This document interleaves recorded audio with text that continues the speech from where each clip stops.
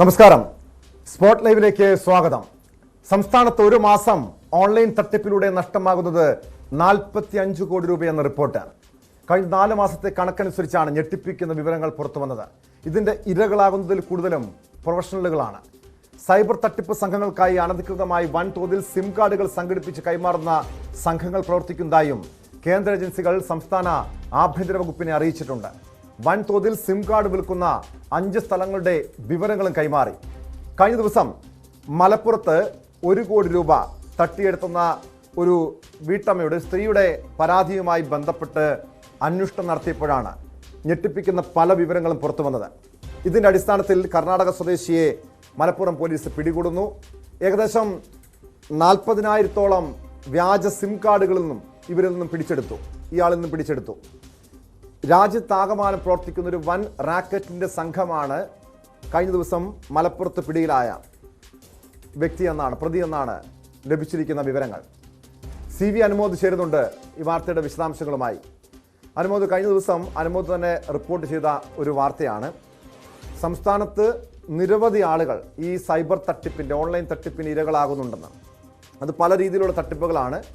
Loan ആപ്പുകൾ, മറ്റ് പല രീതിയിലുള്ള ട്രേഡിങ്ങുകളുടെ പേരിൽ നടക്കുന്ന തട്ടിപ്പ്, അങ്ങനെ അനധികൃതമായി ലക്ഷക്കണക്കിന് സിം കാർഡുകൾ ഈ തട്ടിപ്പിന് വേണ്ടി ഇവർ ഉപയോഗിക്കുന്നുണ്ട്. കഴിഞ്ഞ ദിവസം മലപ്പുറം സ്വദേശിയുടെ പരാതിയിന്മേൽ നടത്തിയ അന്വേഷണത്തിൽ പോലീസ് പിടിച്ചെടുത്തത് 40,000-ഓളം സിം കാർഡുകളാണ്.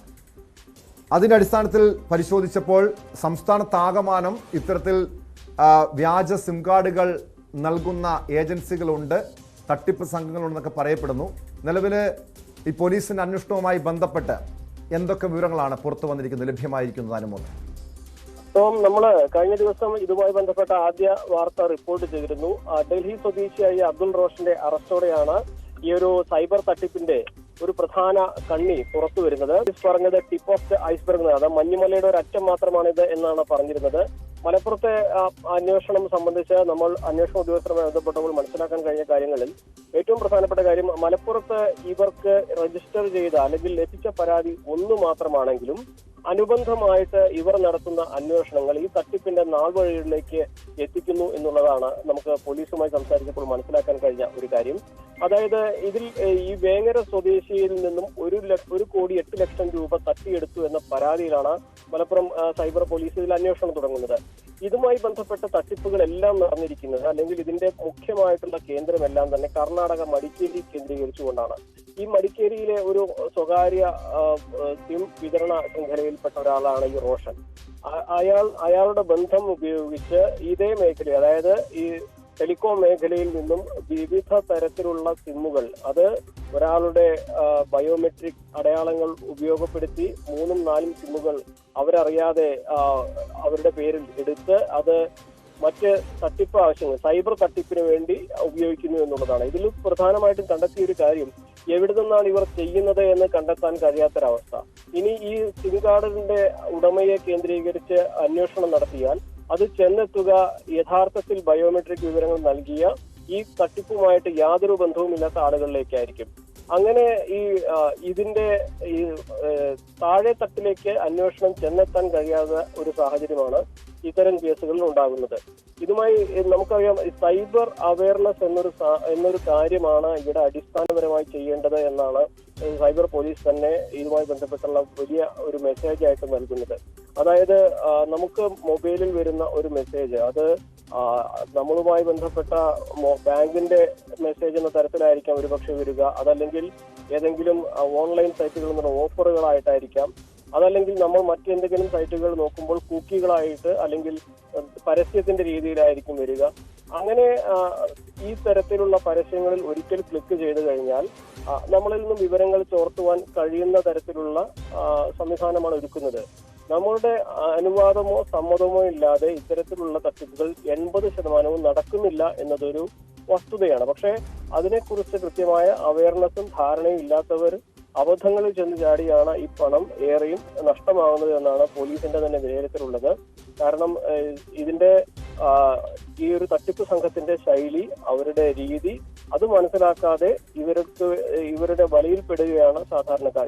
ഈ പെട്ടുപോകുന്നതിൽ ഡോക്ടർമാരും IT പ്രൊഫഷണൽസും പോലീസ് അതുപോലെ തന്നെ പ്രതിരോധ മേഖലയിലുള്ളവരും സ്വകാര്യ സ്ഥാപനങ്ങളിലുള്ളവരും വിരമിച്ചവരും. അത് തന്നെയാണ് അനുമോദ് ഏറെ ഞെട്ടിപ്പിക്കുന്ന കാര്യം. നമ്മൾ സാധാരണ നമ്മളൊക്കെ കരുതിയിരുന്നത് ഇതുമായി ബന്ധപ്പെട്ട കാര്യമായ അവബോധമില്ലാത്തവരാണ് ഇത്തരം സൈബർ തട്ടിപ്പിന്റെ ഇരകളാകുന്നതെന്നാണ്. പക്ഷേ ഈ കഴിഞ്ഞ ദിവസം ഈ കേന്ദ്ര ഏജൻസികൾ സംസ്ഥാന ആഭ്യന്തര വകുപ്പിന് കൈമാറിയ റിപ്പോർട്ട് അനുസരിച്ച്, കണക്ക് അനുസരിച്ച് ഏറ്റവും കൂടുതൽ തട്ടിപ്പിന് ഇരകളായിട്ടുള്ളത് എറണാകുളം സ്വദേശികളാണ്, പിന്നീട് തിരുവനന്തപുരമാണ്.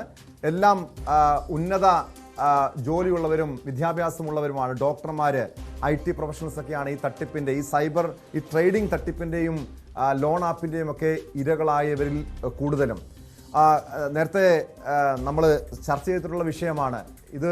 കൃത്യമായി ഇതിനെക്കുറിച്ച്, ഈ തട്ടിപ്പിനെ കുറിച്ചൊക്കെ പലപ്പോഴും വാർത്തകളൊക്കെ മാധ്യമങ്ങളിലൂടെ പുറത്തു വരാറുണ്ട്. പക്ഷെ എന്തുകൊണ്ടാണ് ഇങ്ങനെയുള്ള അഭ്യസ്തവിദ്യരായിട്ടുള്ള ആളുകൾ പോലും ഈ തട്ടിപ്പിന്റെ ഇരകളാകുന്നതെന്നാണ് ഈ അന്വേഷണ സംഘം നൽകുന്ന വിവരങ്ങൾ? അനുമോദ്, ടോമി, പലതരത്തിലാണ് ഈ തട്ടിപ്പുകൾ നടക്കുന്നത്. അതിൽ ഏറ്റവും പ്രധാനപ്പെട്ടതായിട്ട് ഇവിടെ ഈ സൈബർ പോലീസ് പങ്കുവച്ചൊരു കാര്യം KSEBയിൽ നിന്നുമാണ് എന്ന് പറഞ്ഞുള്ള മെസ്സേജുകൾ വരുന്നു. നിങ്ങളുടെ വൈദ്യുതി ബന്ധം ഇത്ര ദിക്കുകളിൽ വിച്ഛേദിക്കും, അതല്ലെങ്കിൽ ഈ പറയുന്ന ലിങ്കിൽ കയറി നിങ്ങൾ പണം അയക്കണം എന്ന് പറഞ്ഞ് ആ മെസ്സേജിന് പിന്നാലെ തന്നെ ഒരു ലിങ്ക് അയക്കുകയാണ്. സ്വാഭാവികമായിട്ടും മറ്റൊന്നും ചിന്തിക്കാതെ ഇത്തരം ലിങ്കുകൾ ക്ലിക്ക് ചെയ്യുമ്പോൾ നമ്മുടെ അടിസ്ഥാനപരമായിട്ടുള്ള ആവശ്യങ്ങൾ, സൗകര്യങ്ങളിൽ അതിൽ തട്ടിപ്പ് നടത്തിയാണ് ഒരു വിഭാഗം തട്ടിപ്പ് നടത്തുന്നത്. ഇത്തരത്തിലുള്ള മണി ലൂട്ടിംഗ്, അത്തരം കാര്യങ്ങൾ അങ്ങനെയാണ് നടത്തുന്നത്. മറ്റു ചിലർ നടത്തുന്നത് വേങ്ങര സ്വദേശിയെ വഞ്ചിച്ചതുപോലെ വ്യാജ ട്രേഡിംഗ് പരസ്യങ്ങൾ നൽകിയാണ്. നിക്ഷേപത്തിന്റെ വ്യാജമായിട്ടുള്ള സൈറ്റുകൾ നിർമ്മിച്ച് നിങ്ങൾ നിക്ഷേപിക്കുന്നതിന്റെ ഇത്ര ശതമാനം അധികം പലിശ തരുന്നു എന്ന തരത്തിലുള്ള പ്രചാരണങ്ങൾ നടത്തിയാണ് മറ്റൊരു വിഭാഗം തട്ടിപ്പുകളുള്ളത്. ഇത്തരത്തിൽ അതുപോലെ തന്നെ നമ്മൾ നിത്യോപയോഗത്തിൽ ഏറ്റവും അധികം ഉപയോഗിക്കുന്ന സാധനങ്ങൾ, അതിനെക്കുറിച്ചുള്ള പരസ്യങ്ങൾ, നമ്മുടെ മൊബൈൽ ഫോണുകളിൽ നമ്മൾ ഏറ്റവും അധികം കാണുന്നത് എന്താണ്, നമ്മൾ ഏറ്റവും അധികം സെർച്ച് ചെയ്യുന്നത് എന്താണെന്നുള്ള ആ വിവരങ്ങൾ ഇത്തരം സംഘങ്ങൾ കൈക്കലാക്കി നമുക്ക് ആകർഷണീയം എന്ന് തോന്നുന്ന തരത്തിലുള്ള പരസ്യങ്ങൾ, നമുക്ക് ഉപയോഗപ്പെടുന്നു തോന്നുന്ന പരസ്യങ്ങൾ നൽകി അത്തരത്തിൽ ഉപഭോക്താക്കളെ അതിലേക്ക് തട്ടിപ്പുകാർ കൊണ്ടുവരുന്നതാണ് മറ്റൊരു തരത്തിലുള്ള രീതി. ഇങ്ങനെ ഓരോ വ്യക്തികളെയും കേന്ദ്രീകരിച്ച് ഓരോ തരത്തിലാണ് തട്ടിപ്പുകാർ സമീപിക്കുന്നത്. ഇതിൽ മിക്കവാറും ആളുകളും ഇതിനെക്കുറിച്ച് മനസ്സിലാക്കാതെ അവരുടെ തന്നെ കയ്യിൽ നിന്നും ഇതിന്റെ OTP നൽകിയും അല്ലെങ്കിൽ പാസ്വേഡ് നൽകിയും ഒക്കെ ഈ ലിങ്കുകളിൽ ക്ലിക്ക് ചെയ്ത് അത്തരത്തിലാണ് പണം പോകുന്നത് 90%. ഇങ്ങനെ പോകുന്ന ഈ പണമൊക്കെ തന്നെ ആദ്യ മണിക്കൂറുകളിൽ പോലീസിൽ പരാതിപ്പെട്ടു കഴിഞ്ഞാൽ നമുക്ക് ഒരു പരിധിവരെങ്കിലും തിരിച്ചു കിട്ടുമെന്ന് പോലീസ് പറയുന്നുണ്ടെങ്കിൽ പോലും പലരും ഈ പണം നഷ്ടമായതിന്റെ പിന്നാലെ മാനഹാനി കൂടി ഭയന്ന് ഇത്തരം കാര്യങ്ങളിൽ പോലീസിനെ സമീപിക്കാത്ത സാഹചര്യമുണ്ട്. ഇനി മറ്റൊരു സാഹചര്യം കൂടി ഇതിൽ പോലീസ് പറയുന്നുണ്ട്. മിക്കവാറും ഇത്തരം തട്ടിപ്പുകൾ നടത്തുന്നവരുടെ എല്ലാം തന്നെ IP അഡ്രസ്സും അതിന്റെ മൂലകേന്ദ്രവും ഒക്കെ തന്നെ വിദേശ രാജ്യങ്ങളാണ്, പ്രത്യേകിച്ച് ആഫ്രിക്കൻ രാജ്യങ്ങളായിരിക്കും ഉണ്ടാവുക. നൈജീരിയ പോലത്തെ രാജ്യങ്ങളിലായിരിക്കും. അങ്ങനെയുള്ള സാഹചര്യത്തിൽ പോലീസ് ഇതിന്റെ ഉറവിടം അന്വേഷിച്ചെത്തിയാൽ പോലും വിദേശ രാജ്യത്തായിരിക്കും ഇതുണ്ടായിരിക്കുക. പക്ഷേ ആഫ്രിക്കൻ രാജ്യങ്ങളിൽ സൈബർ നിയമങ്ങൾ ഇന്ത്യൻ നിയമങ്ങളെ പോലെ ശക്തമല്ല. അതുകൊണ്ട് തന്നെ മറ്റൊരു രാജ്യത്തു നിന്നും ഒരു പ്രതിയെ ഇങ്ങോട്ട് കൊണ്ടുവരാൻ അവിടുത്തെ നിയമത്തിൽ അയാൾ തെറ്റുകാരനാകണമെന്നുണ്ട്. അങ്ങനെയുള്ള നിയമത്തിന്റെ ഓരോ നൂലാമാലകളും അല്ലെങ്കിൽ ലൂപ്പ് ഹോൾസ് എല്ലാം തന്നെ കൃത്യമായി മനസ്സിലാക്കിയാണ് ഈ സംഘം തട്ടിപ്പുകൾ നടത്തുന്നത്. തട്ടിപ്പ് നടത്തുന്നവരെ സംബന്ധിച്ച് അവർക്ക് നഷ്ടപ്പെടാൻ ഒന്നുമില്ല. മറ്റൊരാളെ ഐഡന്റിറ്റിയിലാണ് അവർ തട്ടിപ്പെല്ലാം നടത്തുന്നത്. പിടിക്കപ്പെട്ടാൽ തന്നെ അത് മറ്റൊരാളിലേക്കാണ് ചെന്നെത്തുക. അവരെവിടെയാണെന്ന് പോലും അറിയാതെ കൃത്യമായ ഈ സൈബർ മേഖലയിലെ ഓരോ ലൂപ്പ് ഹോളും മനസ്സിലാക്കിയാണ് ഈ തട്ടിപ്പുകളെല്ലാം നടത്തുന്നത് എന്നാണ് ഏറ്റവും പ്രധാനപ്പെട്ട ഒരു കാര്യം. ഇതിൽ ഏറ്റവും പ്രധാനപ്പെട്ട അല്ലെങ്കിൽ ഏറ്റവും അനുമോദ്, കഴിഞ്ഞ ദിവസം ഈ മലപ്പുറത്തെ സൈബർ തട്ടിപ്പുമായി ബന്ധപ്പെട്ട വാർത്ത നമ്മൾ റിപ്പോർട്ട് ചെയ്തിരുന്നു. അതിൽ പിടിയിലായ, ഈ കർണാടകയിൽ നിന്നും പിടിയിലായ പ്രതി, ഡൽഹി സ്വദേശി, ഇയാൾ ഈ വലിയ റാക്കറ്റിന്റെ ഒരു കണ്ണി മാത്രമാണ്. അതായത് രാജ്യത്താകമാനം പ്രവർത്തിക്കുന്ന സൈബർ തട്ടിപ്പ് സംഘത്തിലെ ഒരാൾ മാത്രമാണ് ഈ ഡൽഹി സ്വദേശി എന്ന കൃത്യമായ വിവരങ്ങൾ ലഭിച്ചിരുന്നു. പക്ഷേ ഈ പോലീസ് ഇതുമായി ബന്ധപ്പെട്ട കൂടുതൽ അന്വേഷണങ്ങൾ, പരിശോധന നടത്തിയപ്പോൾ ഇത് മലയാളി സംഘങ്ങളും ഈ തട്ടിപ്പിന്, ഓൺലൈൻ തട്ടിപ്പിലുണ്ട്. നമ്മൾ ആദ്യം കരുതിയിരുന്നത് ഈ വടക്കേന്ത്യൻ ലോബിയാണ് ഈ ഓൺലൈൻ തട്ടിപ്പിന്റെ ഒക്കെ പിന്നിലെന്നാണ്. പക്ഷേ ഇവിടെ ഈ കംബോഡിയ കേന്ദ്രീകരിച്ച് മലയാളികളടങ്ങുന്ന ഒരു സംഘം ഓൺലൈൻ തട്ടിപ്പിന് വേണ്ടി പ്രവർത്തിക്കുന്നുണ്ട് എന്ന കൃത്യമായ വിവരങ്ങളുണ്ട്. അവരെ കണ്ടെത്തുക എന്ന് പറഞ്ഞാൽ അത്ര എളുപ്പമുള്ള കാര്യമാണോ ഈ അന്വേഷണ സംഘത്തെ സംബന്ധിച്ച്? തീർച്ചയായും ഇവിടെയാണ് നമ്മൾ നേരത്തെ സൂചിപ്പിച്ചിരുന്ന ഓരോ രാജ്യത്തെയും നിയമങ്ങളുടെ വ്യത്യാസം പ്രധാനമായിട്ടും വരുന്നത്. ആളെ കണ്ടെത്തി കഴിഞ്ഞ് അവരെ കൃത്യമായിട്ട് അവർ ഒരു കുറ്റം ചെയ്തിട്ടുണ്ടെന്ന് നമ്മുടെ നിയമപ്രകാരം പോലീസ് തെളിയിച്ചാൽ പോലും അവർ നിൽക്കുന്ന രാജ്യത്തെ അവർ ആ നാട്ടിലെ പൗരന്മാരാണെങ്കിൽ അവിടുത്തെ നിയമത്തിൽ കൂടി അത് തെറ്റാണെന്ന സാഹചര്യം വരണം. എങ്കിൽ മാത്രമാണ് വിദേശ രാജ്യങ്ങളിൽ നിന്നൊക്കെ പ്രതികളെ കൊണ്ടുവരാൻ കഴിയുകയുള്ളൂ. അതുകൊണ്ട് അതാണ് ഇവിടെ നേരിടുന്ന ഏറ്റവും വലിയ പ്രതിസന്ധി. മാത്രമല്ല, ഈ വ്യാജ IP അഡ്രസ്സുകളൊക്കെ ഉപയോഗിക്കുമ്പോൾ സ്വാഭാവികമായിട്ടും നാട്ടിലിരുന്ന് തന്നെ മറ്റു രാജ്യങ്ങളിലെ IP അഡ്രസ് ഉപയോഗിച്ച് ഇത്തരം തട്ടിപ്പ് നടത്തുമ്പോൾ അവർ വിദേശത്താണെന്ന് അന്വേഷണത്തിന് ആദ്യഘട്ടത്തിൽ തോന്നും. കാരണം അവർ നാട്ടിൽ തന്നെ ആയിരിക്കും. IP അഡ്രസ്സിലെ ആ വ്യത്യാസമാണ് അതിൽ പ്രധാനമായിട്ടുള്ളത്. ഇങ്ങനെ കൃത്യമായ ഒളിച്ചിരുന്ന് നടത്തുന്ന ഇത്തരം ഈ സൈബർ ചതിക്കുഴികൾ അതിൽ ആളുകൾ വീണു പോകാതിരിക്കലാണ് അതിൽ ഏക പ്രതിരോധമായിട്ടുള്ള വഴി. കാരണം പണം ഒരിക്കൽ പോയി കഴിഞ്ഞാൽ അത് പൂർണ്ണമായും തിരിച്ചു കിട്ടുമെന്ന് പോലീസ് ഒരു ഉറപ്പും ഈ ഇത്തരം കേസുകളിൽ നൽകുന്നില്ല. കാരണം ആരാണ് മോഷ്ടിച്ചതെന്ന് കണ്ടെത്തിയാൽ മാത്രമാണ് അവരിലേക്ക് എത്താൻ കഴിയുകയുള്ളൂ. മാത്രമല്ല, ഇത്തരത്തിൽ ഈ ഒരു പരസ്യങ്ങളിലും അതേപോലെ തന്നെ അതുമായി ബന്ധപ്പെട്ട് വരുന്ന മെസ്സേജുകളിലുമുള്ള ലിങ്കുകൾ, ഹൈപ്പർ ലിങ്കുകളിലൊന്നും ക്ലിക്ക് ചെയ്യാതിരിക്കുക, അത്തരത്തിലുള്ള പരസ്യങ്ങളോട് പ്രതികരിക്കാതിരിക്കുക തുടങ്ങിയ കാര്യങ്ങളിൽ എല്ലാവരും ഒരു ബോധവൽക്കരണം എല്ലാവരിലും എത്തിച്ചേരണം എന്നുള്ളതാണ് ഇതിന്റെ പ്രതിരോധമായിട്ട് പോലീസ് നൽകുന്ന കാര്യം. കാരണം ഇതിലേക്ക് പണം നഷ്ടപ്പെട്ട ഒരാൾ ഒരു വീട് കുത്തി തുറന്ന് മോഷ്ടിച്ച് കൊണ്ടുപോകുന്ന പോലെയല്ല ഈ സൈബർ സംവിധാനങ്ങൾ വഴിയുള്ള ഈ പണം തട്ടിപ്പ്.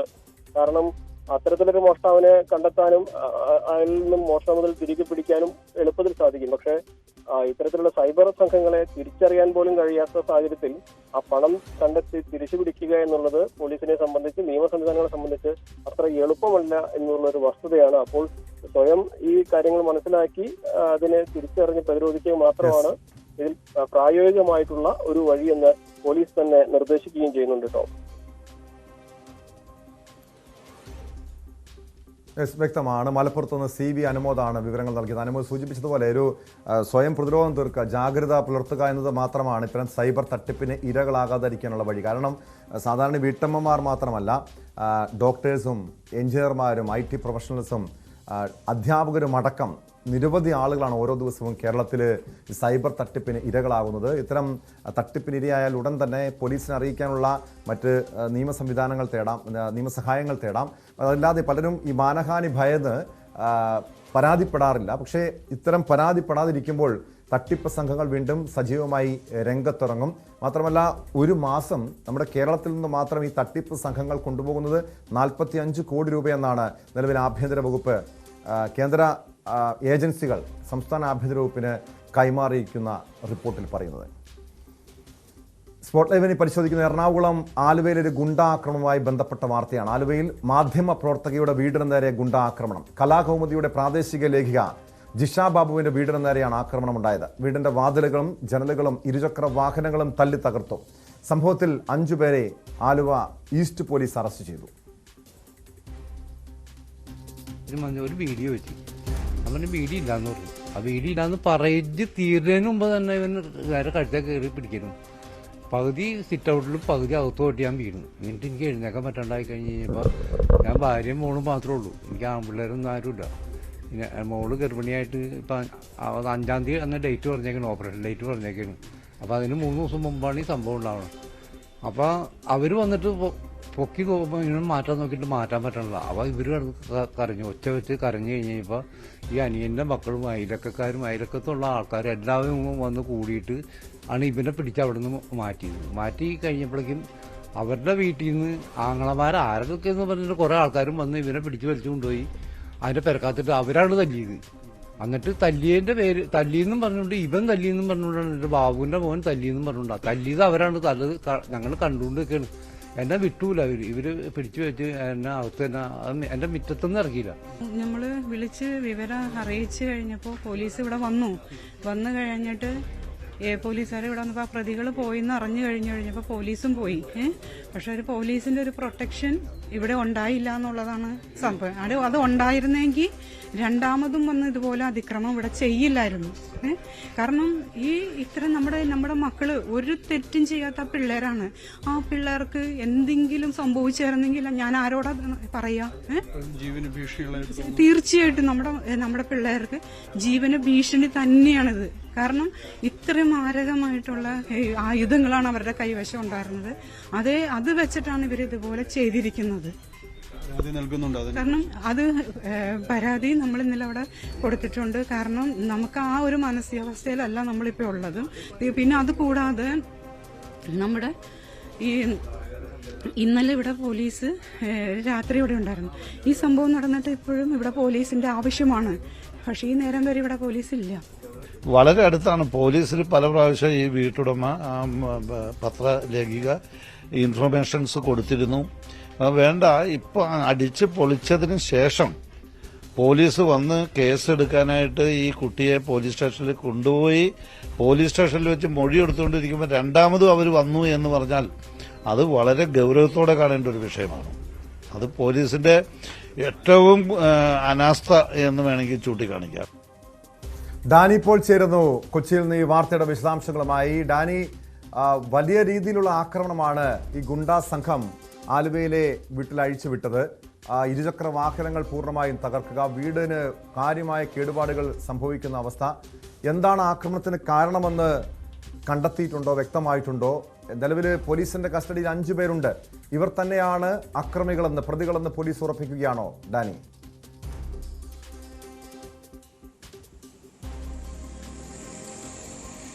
ടോം, ഇന്നലെ വൈകിട്ടാണ് ഈ ആക്രമണം സംഭവിക്കുന്നത്. വൈകിട്ട് എന്ന് പറയുമ്പോൾ വലിയ രാത്രിയൊന്നുമല്ല, വൈകുന്നേരം 3 മണിക്ക് 4 മണി ആ സമയത്താണ് ഇത് സംഭവിക്കുന്നത് എന്നതാണ്. ഇതിൽ എടുത്തു പറയേണ്ട ഒരു കാര്യം പോലീസിൻ്റെ ഒരു അനാസ്ഥ എന്ന് പലരുടെയും വാക്കുകളിൽ തന്നെയുണ്ട്. അനാസ്ഥ എന്ന് അവർ ഉദ്ദേശിക്കുന്നത് അവരൊരു ജാഗ്രത കുറവോ വലിയ രീതിയിലുണ്ടായി. കാരണം ഇങ്ങനെ ഒരു സംഭവം നടന്നിട്ട് ഈ അക്രമികൾ ഒന്നാം വട്ടം വലിയ ഭീഷണി മുഴക്കി വീടിന് നേരെ ചെറിയ രീതിയിൽ അക്രമം നടത്തിയിട്ട് പോകുമ്പോൾ ആ വിവരം ആലുവ ഈസ്റ്റ് പോലീസിനെ അറിയിക്കുകയും ചെയ്യുന്നുണ്ട്. അവർ വലിയ രീതിയിലൊരു മുൻകരുതലോ കാര്യങ്ങളോ ഒന്നും തന്നെ എടുത്തില്ല. പിന്നീട് വരുന്നത് കൂടുതൽ സംഘടിതമായിട്ടാണ് അവിടേക്ക് വരുന്നത്. അത് ഇവർ പോലീസിനെ അറിയിച്ചു എന്നുള്ളൊരു കുറ്റമാണ് വലിയ രീതിയിൽ ചെയ്തിരിക്കുന്നത്. അതിനുള്ളൊരു പ്രതികാരമാണ് പിന്നീട് നമ്മൾ ഈ കാണുന്ന ആ വീടിൻ്റെ ദൃശ്യങ്ങളെല്ലാം കാണുന്നത്. വീടിൻ്റെ ചുറ്റുമുള്ള മുഴുവൻ ജനലുകളും തകർത്തിട്ടുണ്ട്. അതോടൊപ്പം തന്നെയാണ് വീടിൻ്റെ വാതിൽ അതിൽ വാക്കത്തി കൊണ്ട് പലയിടങ്ങളിലായിട്ട് വെട്ടി തുറക്കാൻ ശ്രമിച്ചിട്ടുണ്ട്. വീടിൻ്റെ മുകൾ നിലയിലെ ചില്ലുകൾ അത് താഴെ നിന്ന് കല്ലെറിഞ്ഞ് പൊട്ടിക്കുകയായിരുന്നു. അപ്പോൾ അത്ര കണ്ട വയലൻസ്, അത്ര കണ്ട ഭീകരാന്തരീക്ഷം ഇവർ അഴിച്ചുവിടുന്നൊരവസ്ഥയിലേക്ക് വന്നു. സമീപത്തെ അവിടെ ഉണ്ടായിരുന്ന ചെടിച്ചട്ടികളെല്ലാം വലിച്ച് വീടിൻ്റെ സിറ്റ് ഔട്ടിലേക്കിട്ട് ഓരോ ടൈലടക്കം ഇളക്കി മറിക്കുന്ന രീതിയിലേക്ക് പോകുന്നു. ഒപ്പം അവിടെ ഉണ്ടായിരുന്ന ഇരുചക്ര വാഹനങ്ങൾ, ജിഷയുടെയും മക്കളുടെയുമായിട്ട് ഉണ്ടായിരുന്ന 4ഓളം ഇരുചക്ര വാഹനങ്ങൾ, ഇതെല്ലാം തല്ലി തകർത്തു. വലിയ രീതിയിൽ ഭീകരാന്തരീക്ഷം സൃഷ്ടിച്ച ശേഷമാണ് ഈ സംഘം ഇവിടെ നിന്ന് മടങ്ങുകയും ചെയ്യുന്നത്. ഇതിൽ പോലീസ് ഇവരെക്കുറിച്ച് വ്യക്തമായ ഒരു ധാരണ പോലീസിനുണ്ടായിരുന്നെങ്കിൽ കൃത്യമായൊരു മുൻകരുതൽ പോലീസിന് സ്വീകരിക്കാമായിരുന്നു. ഈ സംഘത്തിനെതിരെ നേരത്തെയും കേസുകൾ നിലവിലുണ്ടായെന്ന് പറയുന്നു. അവർക്കെതിരെയും ഇതിനു മുൻപും പലരും പരാതികൾ ഉന്നയിച്ചിട്ടുണ്ട്. അപ്പോൾ ഈ ആരാണ് അക്രമം നടത്തിയതെന്ന് ജിഷയുടെ മൊഴികളിൽ നിന്ന് ആദ്യത്തെ തവണ തന്നെ കൃത്യമായി പോലീസിനോട് പറഞ്ഞിരുന്നതാണ്. അവരെ തിരിച്ചറിഞ്ഞിട്ട് കൂടിയും അവരുടെ സ്വഭാവം ഈ രീതിയിലുള്ളതാണെന്ന് അറിഞ്ഞിട്ട് കൂടിയും അതിനെതിരെ ഒരു പ്രതിരോധം തീർക്കാനോ അല്ലെങ്കിൽ ഒരു മുന്നറിയിപ്പ് നൽകാനോ പോലീസിന് കഴിഞ്ഞിരുന്നില്ല എന്നതാണ് വസ്തുത. അതുകൊണ്ട് തന്നെയാണ് ഈ രീതിയിലുള്ളൊരു വലിയ അനിഷ്ട സംഭവങ്ങളിലേക്ക് പോകുന്നത്. താഴെ ഈ അക്രമികൾ അഴിഞ്ഞാടുമ്പോൾ മുകളിൽ മകൻ, ജിഷയുടെ മൂത്ത മകനുണ്ടായിരുന്നു, അവൻ താഴേക്ക് വരാൻ ഒരുങ്ങുമ്പോൾ അമ്മ ഫോണിൽ വിളിച്ച് പറയുകയാണ് താഴേക്ക് വരേണ്ട, കാരണം ഇത് വലിയ രീതിയിൽ ഇവർ ഉപദ്രവിക്കാനുള്ള സാധ്യതകളുണ്ട് എന്ന് പറഞ്ഞ് അവനെ പിന്തിരിപ്പിക്കുന്നു. അവൻ മുറിക്കകത്ത് പിന്നീട് വാതിലടച്ചിരിക്കുന്നത് കൊണ്ടാണ് അവരെ ആക്രമണത്തിൽ നിന്ന് പരിക്കേൽക്കാതെ രക്ഷപ്പെടുന്നത്. ഇതിനു മുൻപ് ഇതേപോലുള്ളൊരു സംഭവത്തിൻ്റെ വീണ്ടും ആക്രമണം ഉണ്ടായിരുന്നു. അതിൽ നിന്നാണ് ഇതെല്ലാത്തിൻ്റെയും തുടക്കം. അത് നമ്മൾ നേരത്തെ കേട്ട ബൈറ്റുകളിൽ ജിഷയുടെ ഭർത്താവിൻ്റെ മൂത്ത സഹോദരൻ പറയുന്ന കാര്യമുണ്ട്. ബീഡി ചോദിച്ചിട്ട് കൊടുത്തില്ല, ബീഡി തൻ്റെ കയ്യിലില്ല എന്ന് പറയുന്നു. ഇവിടെ നിന്നാണ് ഈ സംഭവങ്ങളുടെ എല്ലാം തന്നെ തുടക്കം. ജിഷയുടെ വീടിൻ്റെ അടുത്ത് അവരുടെ കുടുംബ വീടുകളാണ് അവർ താമസിക്കുന്നത്. അതിലൊന്നിൽ ഇവരുടെ ഈ അക്രമി സംഘത്തിൽ ഒരാൾ വാടകയ്ക്ക് താമസിക്കുന്നുണ്ട്. അയാൾ ഈ സഹോദരനോട് ഇയാളോട് ബീഡി ചോദിക്കുന്നു, അയാൾ ഇല്ല എന്ന് പറയുന്നു. ആ നിമിഷം അക്രമം തുടങ്ങിയെന്നാണ് നമ്മുടെ ബൈറ്റിൽ അയാൾ പറയുന്നത്. അവിടെ വെച്ച് ഇടി തുടങ്ങി. ഇതിനെക്കുറിച്ച് പിന്നീട് എല്ലാവരും ചോദിക്കാൻ ചെന്നപ്പോൾ അത് വലിയ വാക്കേറ്റവും ബഹളത്തിൽ കലാശിച്ചു. ഈ സംഭവത്തെക്കുറിച്ചും 2 ആഴ്ച മുമ്പ് പരാതി നൽകിയിരുന്നാണ് ഈസ്റ്റ് പോലീസ്. പക്ഷേ അപ്പോഴും കാര്യമായ രീതിയിലേക്കൊന്നും പോയില്ല. ഇതിൻ്റെ തുടർച്ചയായിരുന്നു ഇന്നലത്തെ ആക്രമണം. ഇതിൽ 5 പേരെ ഇപ്പോൾ പോലീസ് ഇന്നലെ തന്നെ കസ്റ്റഡിയിലെടുത്തിട്ടുണ്ട്. കാരണം അവർക്ക് അറിയാവുന്ന പ്രതികളും കാര്യങ്ങളും എല്ലാമാണ്. 5 പേരെ കസ്റ്റഡിയിലെടുത്തിട്ടുണ്ട്. ഇവരെ അറസ്റ്റോടെ രേഖപ്പെടുത്തുമെന്നാണ് മനസ്സിലാക്കുന്നത്. ഇവിടെ സന്ദർശിച്ച ജനപ്രതിനിധികൾ ആലുവയിൽ അക്രമികൾ അഴിഞ്ഞാടുന്ന ഒരു അന്തരീക്ഷമാണ്. ഈ ഗുണ്ടാ സംഘത്തിൽപ്പെട്ട ക്രിമിനൽ സംഘത്തിൽപ്പെട്ടവരാണോ? കാരണം ഇങ്ങനെ ഒരു രീതിയിൽ ഒരു വീട് കൊടുക്കാത്തതിന്റെ പേരിൽ വലിയ രീതിയിൽ വീടടിച്ചു തകർക്കുക, ഭീകരാന്തരീക്ഷം സൃഷ്ടിക്കുക, സാധാരണ ഒരു വ്യക്തികൾ അങ്ങനെ ചെയ്യില്ല. അതുകൊണ്ട് തന്നെ ഇതൊരു ഗുണ്ടാ സംഘത്തിലേക്ക് തന്നെയാണ് അന്വേഷണം നീങ്ങുന്നതെന്ന് തന്നെയാണോ മനസ്സിലാക്കേണ്ടത്? ആ രീതിയിൽ തന്നെയാണ് ടോം. കാരണം ഇവർ പറയുന്നത് അവർ പല അക്രമി സംഘങ്ങളായും ബന്ധമുള്ളവരാണ്. ഇവർക്കെതിരെയും പരാതികൾ നിലവിലുണ്ട്. നേരത്തെയും സമാനമായ രീതിയിൽ ഒച്ചപ്പാടുകൾ ഉണ്ടാക്കി പല വിഷയങ്ങൾ ഇവരുടെ പേരിലുണ്ട്. ആലുവയിലും പരിസരത്തുമുള്ള സ്റ്റേഷനുകൾ ഇവർക്കെതിരെ പരാതികൾ നിലവിലുണ്ട് എന്നാണ് പറയുന്നത്. വീട് വാടകയ്ക്ക് എടുക്കാൻ വന്നപ്പോൾ അത് ഈ സംഘത്തിൽപ്പെട്ടവരാണെന്ന് ഇവർക്കറിയില്ലായിരുന്നു എന്ന് പറയുന്നു. ആദ്യം മറ്റു ചിലരാണ് വീട് വാടകയ്ക്ക് എടുക്കുകയും പിന്നീട് അവരുടെ അടുത്തേക്ക് ഇവർ ഈ സംഘത്തിൽപ്പെട്ടവർ വരുന്നത് പതിവാകുകയും ചെയ്തു. പലതവണ അത്തരം കാര്യങ്ങളെ ചൊല്ലി വീട്ടുടമസ്ഥനായിട്ട് തർക്കങ്ങൾ ഉണ്ടായതായും പറയുന്നുണ്ട്. അപ്പോൾ ഈ അക്രമി സംഘങ്ങളെക്കുറിച്ച് വളരെ വ്യക്തമായ ധാരണ ചുറ്റുപാടുമുള്ളവർക്കുണ്ട്. അതിനേക്കാളധികം പോലീസിനുണ്ട്. കാരണം പോലീസുമായി പല കേസുകളും എല്ലാം തന്നെ നിലവിലുണ്ട്. പോലീസിന് അതിന് കൃത്യമായൊരു ധാരണയുണ്ട്. ഇപ്പോൾ കസ്റ്റഡിയിലെടുത്തിരിക്കുന്ന ഈ 5 പേർക്ക് അപ്പുറം വേറെ ആരെങ്കിലും ഉണ്ടോ എന്നത് പോലീസ് ചോദിച്ചു വരികയാണ്. ഈ സംഘത്തിൽപ്പെട്ട 5 പേരെ തന്നെയാണ് കസ്റ്റഡിയിലെടുത്തിരിക്കുന്നത്. അവർ ആലുവയിൽ പരിസര പ്രദേശങ്ങളിലുമുള്ളവർ തന്നെയാണ്. എന്തായാലും ഇത് വലിയ രീതിയിൽ ഞെട്ടൽ സൃഷ്ടിച്ചിരിക്കുന്നത് ഒരു രാത്രിയോ അങ്ങനെയൊന്നുമല്ല, തീർത്തും പകൽ ഒരു 3 മണിക്ക് വന്ന് ഈ രീതിയിൽ വീട് തച്ചുടയ്ക്കുന്ന രീതിയിലേക്ക് തന്നെ അകത്തേക്ക് കയറാൻ അവർക്ക് സാധിച്ചിരുന്നെങ്കിൽ ഇതിനേക്കാൾ ഭീകരാന്തരീക്ഷം അവർ അഴിച്ചുവിടുമായിരുന്നു. വീട്ടിൽ ആളുകൾ ഉണ്ട് എന്ന ധാരണയിൽ തന്നെയാണ് വന്നത്. പക്ഷേ ജിഷയും ഒരു മകനും പെരുമ്പാവൂരിലെ ബന്ധു വീട്ടിൽ പോയിരിക്കുകയായിരുന്നു. മറ്റൊരു മകൻ അകത്തായിരുന്നു. വീട് തുറക്കാനാണ് ഇവർ ആദ്യം ശ്രമിച്ചത്. പക്ഷേ നടന്നില്ല. അപ്പോൾ വീടിനകത്ത് ആളുണ്ടെന്ന് മനസ്സിലായി. തുടർന്ന് കല്ലെറിഞ്ഞ വീടിൻ്റെ ചില്ലുകൾ, മുകൾ നിലയിലെ ചില്ലുകൾ അടക്കം പൊട്ടിക്കുന്നു. അത്രയ്ക്ക് കണ്ട അക്രമം അഴിച്ചുവിടുകയായിരുന്നു. ഇവർ മയക്കുമരുന്നും എല്ലാം ഉപയോഗിക്കുന്ന സംഘത്തിൽപ്പെടുന്നവരാണ്. അതിൻ്റെ എല്ലാം തന്നെ ഇടപാടുകാരാണെന്നെല്ലാം തന്നെ നാട്ടുകാർ പറയുന്നുണ്ട്. ഈ സംഭവത്തിൽ കർശനമായ നടപടികൾ വേണമെന്ന് സ്ഥലം MLA അൻവർ സാദത്ത് അടക്കം ആവശ്യപ്പെട്ടിട്ടുണ്ട്. എസ് പിയോട് തന്നെ നേരിട്ട് അദ്ദേഹം ആവശ്യപ്പെട്ടു. ഇതിൽ അക്രമികളെ ഒതുക്കുക. ആലുവയും പരിസര പ്രദേശങ്ങളും അക്രമി സംഘങ്ങളുടെ ഒരു അഴിഞ്ഞാട്ടമായിട്ട് തന്നെ പലപ്പോഴും മാറുന്നുണ്ട്. ഇവരെ നിലക്ക് നിർത്താൻ കഴിയുന്നില്ല എന്നതാണ് ജനപ്രതിനിധികളടക്കമുള്ളൊരു പരാതിയായി ഉയരുന്നത്. ആലുവ പോലീസ് ഇക്കാര്യത്തിൽ കൃത്യമായ രീതിയിൽ ഇടപെടലുകൾ വൈകാതെ ഉണ്ടാകുമെന്നാണ് നമ്മൾ പ്രതീക്ഷിക്കുന്നത്. ടോം, വ്യക്തമാണ്. കൊച്ചിയിൽ നിന്ന് ഡാനി പോളാണ് വിവരങ്ങൾ നൽകിയത്. ഡാനി സൂചിപ്പിച്ചതുപോലെ അവിടെ സാധാരണക്കാർക്ക് ജീവിക്കാൻ പോലും കഴിയാത്തൊരവസ്ഥ, സ്വൈര്യമായി ജീവിക്കാൻ പോലും കഴിയാത്ത അവസ്ഥയാണ് ആലുവ, പെരുമ്പാവൂർ ഉൾപ്പെടെയുള്ള സ്ഥലങ്ങളിൽ ഇപ്പോൾ നടക്കുന്ന പുറത്തു വരുന്ന ഓരോ വാർത്തകളെന്ന് മനസ്സിലാക്കേണ്ടത്. കഴിഞ്ഞ രാത്രിയിലാണ് ഒരു പ്രാദേശിക മാധ്യമ പ്രവർത്തകരുടെ വീടിന് നേരെ ഗുണ്ടാ സംഘത്തിൻ്റെ ആക്രമണമുണ്ടായത്. ഇതിൽ 5 പേരെ പോലീസ് കസ്റ്റഡിയിലെടുത്തിട്ടുണ്ട്. ഇതോടൊപ്പം കൊച്ചിയിലെ ഗുണ്ടാ നേതാവായ പെരുമ്പാവൂർ അനസുമായി ബന്ധപ്പെട്ട വാർത്താ പരമ്പര ന്യൂസ് 18 ചെയ്തിരുന്നു. അതിൻ്റെ അടിസ്ഥാനത്തിൽ പോലീസും ATS-ഉം അന്വേഷണം കൂടുതൽ ഊർജിതമാക്കിയിരിക്കുകയാണ്. കഴിഞ്ഞ ദിവസം മാഞ്ഞാലിയിലെ ഗുണ്ടാ നേതാവായ റിയാസിന്റെ വീട്ടിൽ നിന്നും പിടികൂടിയ ആ തോക്കുകൾ കേന്ദ്രീകരിച്ചാണ് ഇപ്പോൾ അന്വേഷണം നടക്കുന്നത്. ആ വാർത്തയിലേക്ക് എത്താം ഇടവേളയ്ക്ക് ശേഷം.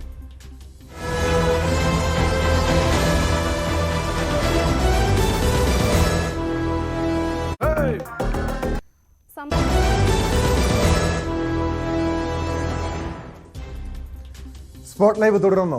എറണാകുളം മാഞ്ഞാലിയിലെ ഗുണ്ടാ നേതാവായ റിയാസിന്റെ വീട്ടിൽ നിന്നും പിടികൂടിയ തോക്കുകൾ കേന്ദ്രീകരിച്ച് അന്വേഷണം ഊർജിതമാക്കി പോലീസ്. തോക്ക് 3 വർഷം മുൻപ് പെരുമ്പാവൂർ അനസ് നൽകിയതെന്നാണ് റിയാസിന്റെ മൊഴി. റിയാസിനെ കസ്റ്റഡിയിൽ വാങ്ങി ചോദ്യം ചെയ്തപ്പോഴാണ് ഇത്തരം വിവരങ്ങൾ പുറത്തുവന്നത്. കരിപ്പൂർ വഴിയുള്ള സ്വർണ്ണക്കടത്തിന് സുരക്ഷ ഒരുക്കാൻ തോക്ക് ഉപയോഗിച്ചതായും സംശയമുണ്ട്. 2021 ജൂണിൽ രാമനാട്ടുകര വാഹനാപകടത്തിനിടയാക്കിയ ചേസിംഗിൽ സ്വർണ്ണക്കടത്ത് സംഘങ്ങൾ ഈ തോക്ക് ഉപയോഗിച്ചു എന്നാണ് നിഗമനം. ചെർപ്പുളശ്ശേരിയിലെ കൊട്ടേഷൻ സംഘാംഗങ്ങളെ പോലീസ് ഉടൻ ചോദ്യം ചെയ്യാൻ വിളിപ്പിച്ചേക്കും. നവമി ദിനേശ് ചേരുന്നു കൊച്ചിയിൽ നിന്നും ഈ വാർത്തയുടെ വിശദാംശങ്ങളുമായി. നവമി, കഴിഞ്ഞ ദിവസമാണ് ഈ പെരുമ്പാവൂർ അനസുമായി ബന്ധപ്പെട്ട അനസിന്റെ തോക്ക് തേടിയുള്ള പോലീസിന്റെയും ATSന്റെയും അന്വേഷണം മാഞ്ഞാലിയിലെ റിയാസിന്റെ വീട്ടിലെത്തിയത്. റിയാസിന്റെ വീട്ടിൽ നിന്ന് 4 തോക്കുകൾ കണ്ടെടുത്തിരുന്നു. റിയാസിനെ കഴിഞ്ഞ ദിവസം കസ്റ്റഡിയിൽ വാങ്ങി ചോദ്യം ചെയ്തപ്പോൾ ഈ തോക്കുമായി ബന്ധപ്പെട്ട ചില നിർണായകമായ വിവരങ്ങൾ ലഭ്യമായിട്ടുണ്ട്. അതായത് ഈ തന്റെ വീട്ടിൽ നിന്നും പിടിച്ചെടുത്ത 4 തോക്കിൽ 2 എണ്ണം പെരുമ്പാവൂർ അനസ് നൽകിയതാണെന്ന് റിയാസിന്റെ മൊഴിയുണ്ട്. പക്ഷേ പെരുമ്പാവൂർ അനസിന്റെ കൈവശം ഉണ്ടായിരുന്നത് 3 തോക്കാണ്.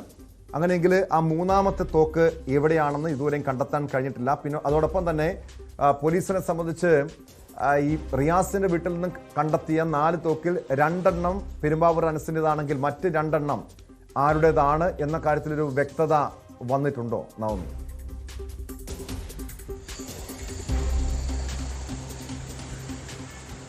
റിയാസിന്റെ വീട്ടിൽ നിന്നും പിടിച്ചെടുത്ത തോക്കുകളുടെ കുറച്ച് ചുരുളഴിയുന്ന ഒരു രീതിയിലേക്കാണ് മാറുന്നത്. അതിന് ഒരു 4 വർഷം മുമ്പ് രാമനാട്ടുകരയിൽ നടന്ന, അതായത് 2021 ജൂണിൽ രാമനാട്ടുകരയിൽ നടന്ന ഒരു വാഹനാപകടവുമായി ബന്ധപ്പെട്ട ഈ തോക്കിന് ബന്ധമുണ്ടെന്നുള്ളൊരു സൂചനയാണ് പോലീസിന് ലഭിച്ചിരിക്കുന്നത്.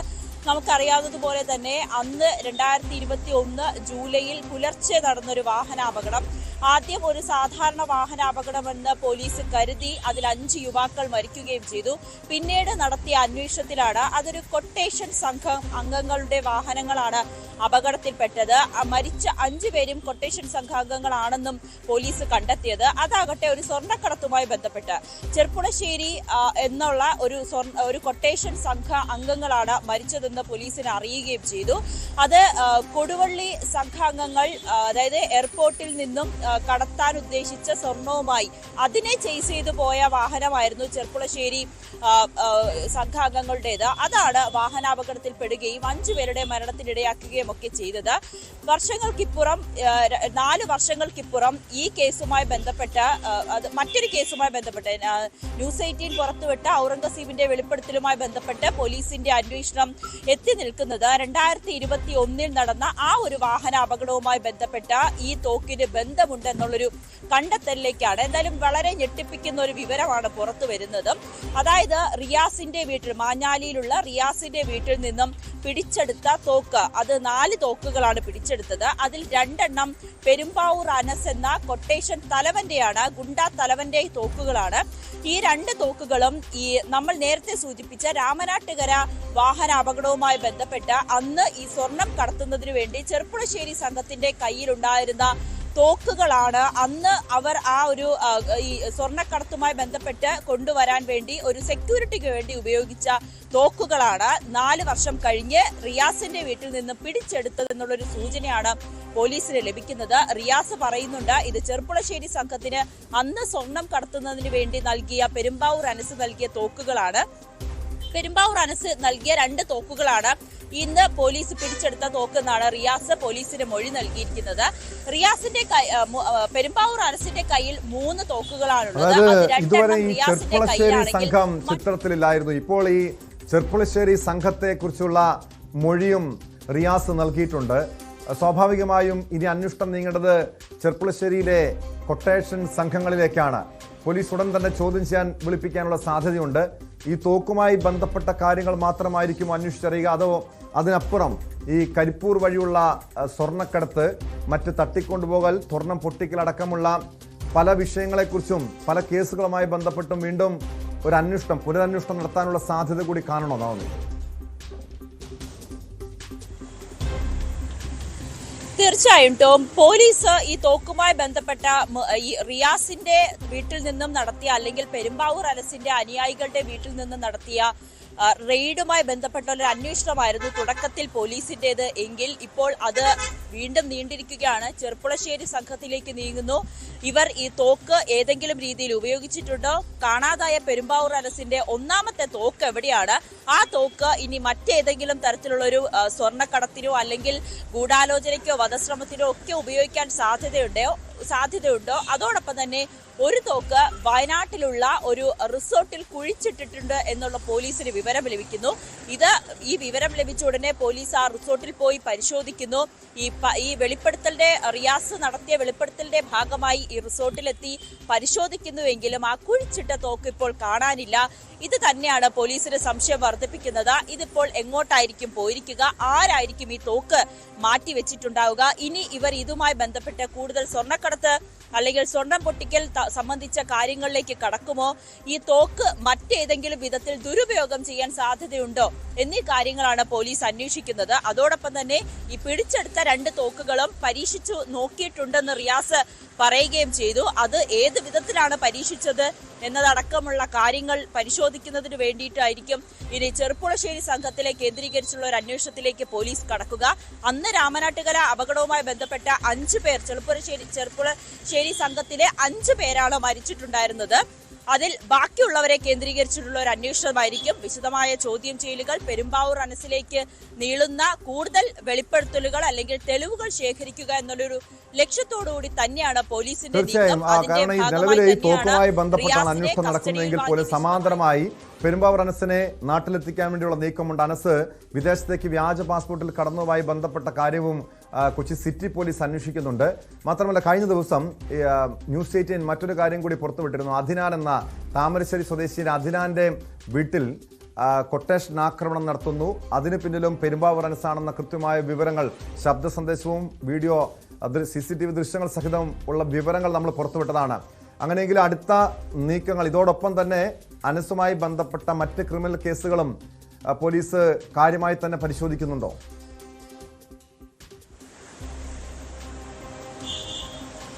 തീർച്ചയായും ടോം, ഈ കേസുമായി ബന്ധപ്പെട്ട അതായത് പെരുമ്പാവൂർ അനസുമായി ബന്ധപ്പെട്ട എല്ലാവിധ കേസുകളും വീണ്ടും പരിശോധിക്കാനാണ് പോലീസിന്റെ തീരുമാനം.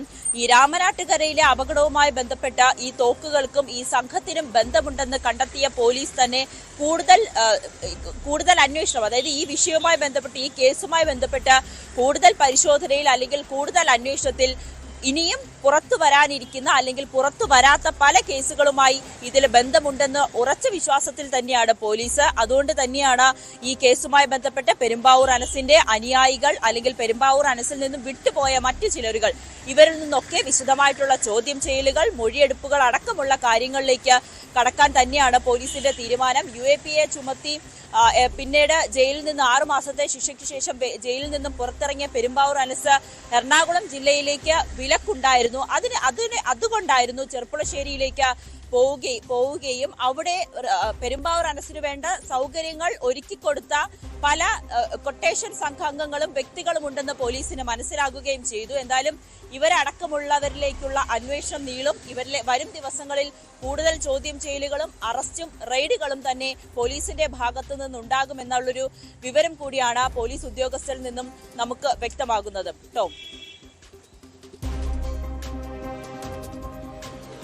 വ്യക്തമാണ്. കൊച്ചിയിൽ നിന്നും നവമി ദിനേശാണ് വിവരങ്ങൾ നൽകിയത്. എറണാകുളം മാഞ്ഞാലിയിലെ ഗുണ്ടാ നേതാവായ റിയാസിന്റെ വീട്ടിൽ നിന്നും പിടികൂടിയ തോക്കുകൾ കേന്ദ്രീകരിച്ചുള്ള അന്വേഷണം നീങ്ങുന്നത് ഗുണ്ടാ തലവനായ പെരുമ്പാവൂർ അനസിലേക്കാണ്. 3 വർഷം മുൻപ് പെരുമ്പാവൂർ അനസാണ് ഈ തോക്ക് നൽകിയെന്ന് റിയാസ് മൊഴി നൽകിയിരുന്നു. റിയാസിനെ കസ്റ്റഡിയിൽ വാങ്ങി ചോദ്യം ചെയ്തപ്പോഴാണ് ഇതുമായി ബന്ധപ്പെട്ട കൂടുതൽ വിവരങ്ങൾ പോലീസിന് അന്വേഷണ സംഘത്തിന് ലഭിച്ചിരിക്കുന്നത്. എന്തായാലും ഇതോടൊപ്പം തന്നെ മറ്റ് കേസുകളും അനസിന് ബന്ധമുള്ള മറ്റ് കേസുകളും ഈ ചെറുപ്പുളശ്ശേരി സംഘവുമായിട്ടുള്ള ബന്ധം, ചെറുപ്പുളശ്ശേരിയിലെ ഒളിവിൽ കഴിഞ്ഞ ആ ഘട്ടത്തിൽ ആ കാലയളവിൽ മറ്റേതെങ്കിലും ക്രിമിനൽ കേസുകളിൽ ഉൾപ്പെട്ടിട്ടുണ്ടോ തുടങ്ങിയ കാര്യങ്ങളും പോലീസ് പരിശോധിക്കുകയാണ്. ഇന്ന് രാവിലെ ഒരു ട്രെയിനിനുള്ളിൽ വീണ്ടും TTEക്ക് നേരെ മർദ്ദനമുണ്ടായെന്നൊരു വാർത്ത കൂടി പുറത്തു വന്നിരുന്നു. രാജസ്ഥാൻ സ്വദേശിയായ TTE വിക്രം കുമാർ മീണയ്ക്കാണ് മർദ്ദനമേറ്റത്. മംഗലാപുരം തിരുവനന്തപുരം മാവേലി എക്സ്പ്രസിലെയും TTE വിക്രം കുമാർ മീണയ്ക്കാണ് മർദ്ദനമേറ്റത്. ടിക്കറ്റ് എടുക്കാതെ കയറിയ ആളോട് ഇത് ചോദ്യം ചെയ്തപ്പോഴുണ്ടായ തർക്കത്തിന് പിന്നാലെ മൂക്കിനിടിക്കുകയായിരുന്നു. സംഭവം രാത്രിയിൽ ട്രെയിൻ തിരൂർ എത്താറായപ്പോഴാണ്. അതിക്രമം നടത്തിയ തിരുവനന്തപുരം കളിയിക്കാവുള്ള സ്വദേശിയെ പോലീസ് കസ്റ്റഡിയിലെടുത്തു. വാർത്തയുടെ വിശദാംശങ്ങളുമായി ജിഷാദ് ചേരുന്നുണ്ട് തിരൂരിൽ നിന്നും. ജിഷാദ്, നമുക്കറിയാം ഏതാനും 1 മാസം മുൻപാണ് പറവൂർ സ്വദേശിയായ TTE യാത്രക്കാരൻ തള്ളിയിട്ട് കൊലപ്പെടുത്തിയൊരു വാർത്ത ഞെട്ടലോടെ നമ്മൾ കേട്ടത്. ഇതുമായി ബന്ധപ്പെട്ട അന്വേഷണം നടത്തിയപ്പോൾ നിരവധി ട്രെയിനുകളിൽ ഓരോ ദിവസവും TTമാർ ആക്രമണത്തിന് ഇരകളാകുന്നുണ്ട് എന്ന വിവരങ്ങൾ പുറത്തു വന്നിരുന്നു. ടിക്കറ്റ് എടുക്കാതെ യാത്ര ചെയ്യുന്ന ഇതര സംസ്ഥാനക്കാരാണ് ഇതിന് പിന്നിൽ എന്നൊക്കെ നമ്മൾ വാർത്ത റിപ്പോർട്ട് ചെയ്തപ്പോൾ, പക്ഷേ ഏറെ നിർഭാഗ്യകരമായ കാര്യം തിരുവനന്തപുരം സ്വദേശിയാണ് ഈ TTയെ മർദ്ദിച്ചത് എന്ന വിവരമാണ് പുറത്തു വന്നിരിക്കുന്നത്. എന്താണ് മർദ്ദനത്തിന് കാരണമെന്ന് വ്യക്തമായിട്ടുണ്ടോ? ട്രെയിൻ യാത്രക്കിടെയാണ് TTക്ക് ക്രൂരമർദ്ദനം ഉണ്ടായത്. രാജസ്ഥാൻ സ്വദേശിയായ TT വിക്രം കുമാർ മീണയ്ക്കാണ് ഡ്യൂട്ടിക്കിടെ മർദ്ദനമേറ്റത്. മംഗലാപുരത്തും തിരുവനന്തപുരത്തേക്ക് പോകുന്ന മാവേലി എക്സ്പ്രസിൽ തിരൂരിൽ വെച്ചായിരുന്നു സംഭവം. TTയെ ആക്രമിച്ച തിരുവനന്തപുരം സ്വദേശി കരമന സ്വദേശി S. സ്റ്റാലിനെ റെയിൽവേ പോലീസ് അറസ്റ്റ് ചെയ്തിട്ടുണ്ട്. കൂടാതെ ടിക്കറ്റ് ഇല്ലാതെ റിസർവേഷൻ കോച്ചിൽ യാത്ര ചെയ്തത് വിലക്കെതിനാണ് അക്രമം ഉണ്ടായത്. കോഴിക്കോട് നിന്ന് ട്രെയിനിൽ കയറിയ പ്രതി അവിടെ മുതൽ തന്നെ പ്രശ്നം ഉണ്ടാക്കുന്നതായി TT പരാതിയിൽ പറയുന്നുണ്ട്. അതുപോലെ തന്നെ ജനറൽ കോച്ചിലേക്ക് മാറാൻ TT പല തവണ ഇയാളോട് ആവശ്യപ്പെട്ടിരുന്നു. പിന്നാലെ TTയിലെ പ്രകോപനായ യാത്രക്കാരൻ TTയെ ക്രൂരമായി മർദ്ദിക്കുകയായിരുന്നു. കൈകൊണ്ട് തടഞ്ഞു നിർത്തി ശേഷം മൂക്കിന് ഇടിച്ചെന്നാണ് TTയുടെ പരാതിയിൽ പറയുന്നത്. മർദ്ദനമേറ്റ് ചോരയിൽ നിൽക്കുന്ന TTയുടെ ചിത്രങ്ങളും പുറത്തു വന്നിട്ടുണ്ട്. സംഭവത്തിന് പിന്നാലെ കോഴിക്കോട് റെയിൽവേ പോലീസ് വിവരം അറിയിക്കുകയായിരുന്നു. തുടർന്ന് തിരൂരിൽ വെച്ച് പ്രതിയെ റെയിൽവേ പോലീസ് കസ്റ്റഡിയിലെടുത്തു. പരിക്കേറ്റ TTയെ ഷൊർണൂരിലെ ആശുപത്രിയിൽ പ്രവേശിപ്പിച്ചിട്ടുണ്ട് കേട്ടോ.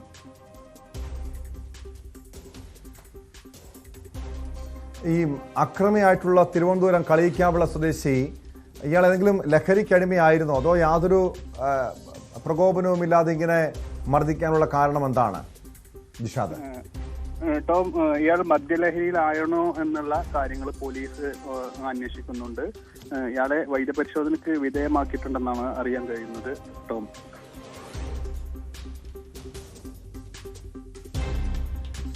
ഇപ്പോൾ നിലവിൽ ഏതൊക്കെ വകുപ്പുകൾ ചുമത്തിയാണ് കേസ് എടുത്തതെന്ന് സംബന്ധിച്ചുള്ള എന്തെങ്കിലും വിവരങ്ങൾ ലഭ്യമായിട്ടുണ്ടോ? നിലവിൽ പ്രതിയുടെ അറസ്റ്റ് രേഖപ്പെടുത്തിയെന്നാണ് മനസ്സിലാക്കാൻ കഴിയുന്നത്. തിരൂരിൽ വെച്ചായിരുന്നു പ്രതിയെ റെയിൽവേ പോലീസ് കസ്റ്റഡിയിലെടുക്കുന്നത്. ശേഷം കോഴിക്കോട്ടിലേക്ക് കൊണ്ടുപോകും.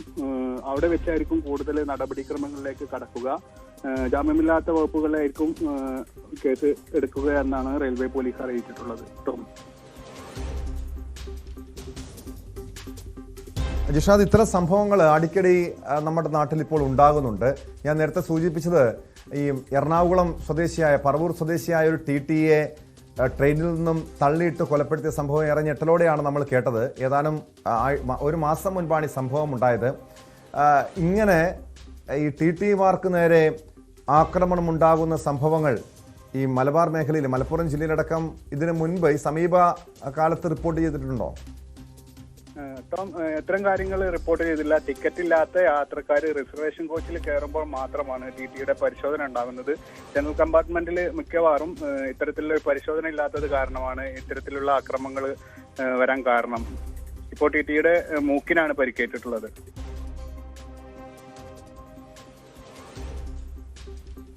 വ്യക്തമാണ്. ജിഷാദാണ് തിരൂരിൽ നിന്നും വിവരങ്ങൾ നൽകിയത്. ജിഷാദ് വളാഞ്ചേരിയാണ് വിവരങ്ങൾ നൽകിയത്. ട്രെയിനിനുള്ളിലാണ് വീണ്ടും TTക്ക് നേരെ മർദ്ദനമുണ്ടായത്. രാജസ്ഥാൻ സ്വദേശിയായ TT വിക്രം കുമാർ മീണയെ യാത്രക്കാരനായ തിരുവനന്തപുരം കളിയിക്കാവിള സ്വദേശി മൂക്കിനിടിക്കുകയായിരുന്നുവെന്നാണ്.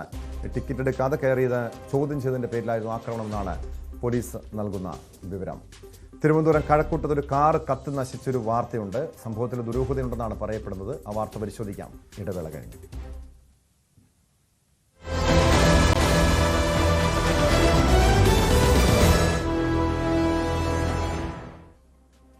സ്പോട്ട് ലൈവ് തുടരുന്നു.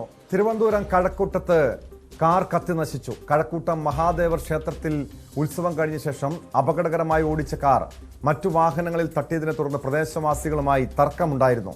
കാറിന്റെ ചില്ല് തകർന്നതിനെ തുടർന്ന് പാർക്ക് ചെയ്തിരുന്ന കാർ വെളുപ്പിന് 5 മണിയോടെയാണ് കത്തുന്ന നിലയിൽ കണ്ടത്. ഫയർഫോഴ്സ് എത്തിയാണ് തീയണച്ചത്. സമീപത്ത് 2 ട്രാൻസ്ഫോമറുകൾ ഉണ്ടായിരുന്നുവെങ്കിലും അതിലേക്ക് തീ പടർന്നില്ല. കഴക്കൂട്ടം പോലീസ് കേസെടുത്ത് അന്വേഷണം ആരംഭിച്ചിട്ടുണ്ട്. വാർത്തയുടെ വിശദാംശങ്ങളുമായി അഭിലാഷ് മോഹൻ ചേരുന്നു.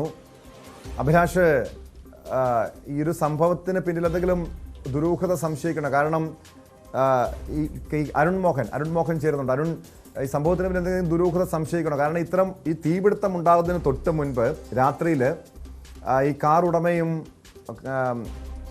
മറ്റ് പ്രദേശവാസികളും തമ്മിൽ ചില തർക്കങ്ങളുണ്ടായി.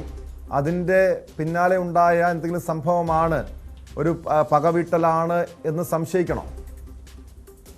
തീർച്ചയായും നമുക്ക് അങ്ങനെ തന്നെ വായിക്കേണ്ടി വരും. നമുക്ക് ഈ സൂചിപ്പിച്ചതുപോലെ കഴക്കൂട്ടത്തിലുള്ള മഹാദേവ ക്ഷേത്രത്തിലെ ഉത്സവവുമായി ബന്ധപ്പെട്ടുള്ള ഉത്സവ സമാപനവുമായി ബന്ധപ്പെട്ടുണ്ടായ പ്രശ്നങ്ങളാണ് ഇതിനൊക്കെ നമുക്ക് ഈ പറയുന്ന കാർ കത്തിക്കലിൽ അവസാനിച്ച് നിൽക്കുന്നത്. ഇന്നലെ എത്തിയ ഈ പറയുന്ന സംഘം എത്തിയ കാറ് മറ്റു വാഹനങ്ങളിൽ തട്ടി പരിസരവാസികളുമായി ചില പ്രശ്നങ്ങൾ ഉണ്ടായിരുന്നു. നമുക്ക് മനസ്സിലാക്കാൻ കഴിഞ്ഞത് ഈ എത്തിയവർ മദ്യപിച്ചിരുന്നു, അവർ വാഹനം തട്ടി തുടർന്ന് പ്രശ്നമുണ്ടാക്കുകയായിരുന്നു. തുടർന്ന് നാട്ടുകാർ ഇടപെട്ടു, വാഹനത്തിനെ തടഞ്ഞിടുകയായിരുന്നു. ഇതിലെ ചില്ലുകൾ പലതും നാട്ടുകാരിൽ ചിലർ തകർത്ത് കളഞ്ഞു. തുടർന്ന് വാഹനം ഉപേക്ഷിച്ച് വന്ന സംഘം കടന്നു കളയുകയാണ് ചെയ്തത്. നമുക്ക് മനസ്സിലാക്കാൻ കഴിഞ്ഞത് ഇതുവരെ ഇതിൽ ആരാണ് ഈ വാഹനത്തിന്റെ ഉടമ എന്ന് പോലീസിന് ഇതുവരെ വ്യക്തമായിട്ടില്ല. പോലീസ് വാഹനത്തിന്റെ നമ്പറും ഈ പറയുന്ന മൊബൈൽ ദൃശ്യങ്ങളൊക്കെ വെച്ച് പരിശോധിക്കുന്നുണ്ട്. പക്ഷെ അത് ഇതുവരെ ആരാണെന്ന് വ്യക്തമായിട്ടില്ലെന്നാണ് കഴക്കൂട്ടം പോലീസ് നമ്മളോട് പറയുന്നത്. എന്തായാലും രാവിലെ ഇന്ന് കാറ് കത്തി നശിച്ച നിലയിലായി. സംഭവം നടന്നിപ്പോൾ മണിക്കൂറുകൾ പിന്നിടുന്നു.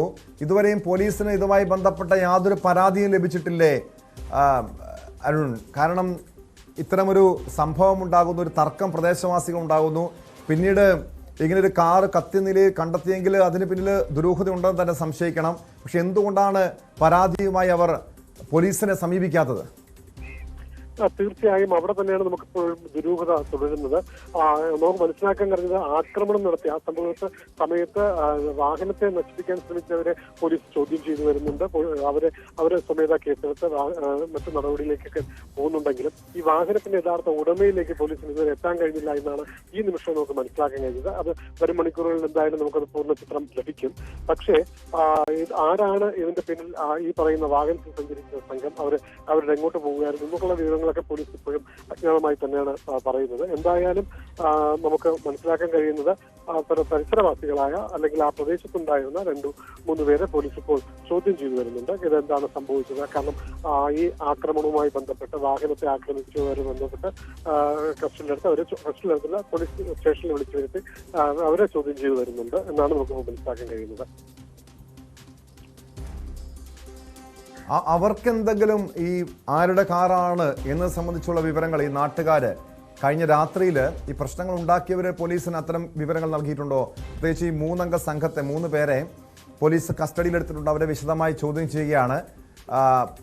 അങ്ങനെ അവരെ കസ്റ്റഡിയിലെടുക്കണമെങ്കിൽ എന്തെങ്കിലും തെളിവുകൾ പോലീസിന് ലഭ്യമായിരിക്കുമല്ലോ. അങ്ങനെ ഏതെങ്കിലും സമീപത്തു നിന്ന് ഏതെങ്കിലും CCTV ദൃശ്യങ്ങളോ ഈ കാറ് കത്തുന്നതുമായി ബന്ധപ്പെട്ട എന്തെങ്കിലും ദൃശ്യങ്ങളോ മറ്റോ പോലീസിന് ലഭിച്ചിട്ടുണ്ടോ? കേന്ദ്രീകരിച്ച് തന്നെയാണ് പോലീസ് ഇപ്പോഴും അന്വേഷണം തുടരുന്നതെന്ന് നമുക്ക് മനസ്സിലാക്കിയത്. CCTV ദൃശ്യങ്ങൾ ഉൾപ്പെടെ ശേഖരിച്ചാണ് പരിശോധന നടത്തുന്നത്, അല്ലെങ്കിൽ അന്വേഷണം നടക്കുന്നതെന്ന് മനസ്സിലാവുന്നത്. മദ്യപിച്ചെത്തിയ സംഘമാണ് ആക്രമണം നടത്തിയത്. ഈ പറയുന്ന വാഹനങ്ങളിൽ നിർത്തിയിട്ടിരുന്ന വാഹനങ്ങൾ ഉൾപ്പെടെ ഇടിച്ചു കയറി അവിടെ ഉണ്ടായ പരിക്കുകളും തർക്കങ്ങളും ഒക്കെയാണ് ഈ ഇന്ന് കത്തി നശിച്ച വാഹനത്തിനെ ആക്രമിക്കാൻ ഇടവരുത്തിയെന്നാണ് നമുക്ക് മനസ്സിലാക്കാൻ കഴിയുന്നത്. അങ്ങനെയാണ് പോലീസ് പറയുന്നത് ഏറെക്കുറെ. പക്ഷെ ഈ പറയുന്നത് പോലെ എന്തായാലും ആരുടെ വാഹനമാണ് എന്നുള്ളതൊക്കെ ഇനിയും കുറച്ചുകൂടി വ്യക്തത വരാനുണ്ടെന്നുള്ളതാണ് പോലീസിന്റെ ഭാഗത്ത് വരുന്നത്. എന്തായാലും വരും മണിക്കൂറുകളിനകത്ത് നമുക്കത് വ്യക്തമായ ചിത്രം നൽകാൻ കഴിയും.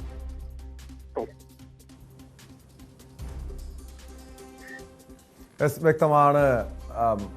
തിരുവനന്തപുരം കഴക്കൂട്ടത്ത് കാർ കത്തിനശിച്ചതുമായി ബന്ധപ്പെട്ടാണ് ദുരൂഹതയുള്ളത്. നിലവിൽ 3 പേരെ പോലീസ് കസ്റ്റഡിയിലെടുത്തിട്ടുണ്ട്. പക്ഷേ ആരുടെ കാറാണ് കത്തി നശിച്ചത് എന്ന കാര്യത്തിൽ ഒരു വ്യക്തത വന്നിട്ടില്ല. കൃത്യമായ ഒരു വിവരങ്ങൾ പോലീസിന് ലഭ്യമായിട്ടില്ല. പക്ഷെ എന്തായാലും ഈ കഴക്കൂട്ടത്തെ ഒരു ക്ഷേത്രോത്സവത്തിനിടെ ഉണ്ടായ തർക്കവുമായി ബന്ധപ്പെട്ടാണോ ഇത്തരമൊരു തീപിടുത്തം ഉണ്ടായത്, കാറിന് തീ വെച്ചത് എന്ന കാര്യമാണ് പോലീസ് പ്രധാനമായും പരിശോധിക്കുന്നത്.